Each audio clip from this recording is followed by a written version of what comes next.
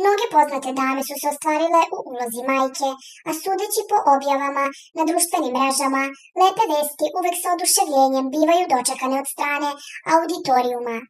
Najpopularniji reality show Zadruga zaslužno kumuje pojedinim bebama, a pažnja usmerena ka učesnicima ovog programa ne jenjava. Sa punom pažnjom publika prati dalje emotivni život mnogih zadrugarki. Otkako je obelodanila da je u drugom stanju, Ana Korać ne prestaje da privlači pažnju javnosti. Koraćeva dugo nije bila aktivna na društvenim mrežama, niti se oglašavala, a sada je objavila snimak kako mazi trudnički stomak. Ana je nedavno uradila set fotografija, a svoju trudnoću krila je dugo od očiju javnosti. Sudeći po emotikonu plavog srca, može se pretpostaviti da nosi dečaka.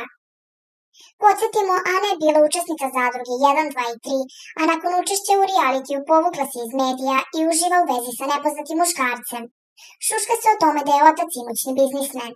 U prilog tome ide činjenica da bivša zadrugarka voli luksuzan život, za koji je ipak potrebno imati poprilično finansijske potpore.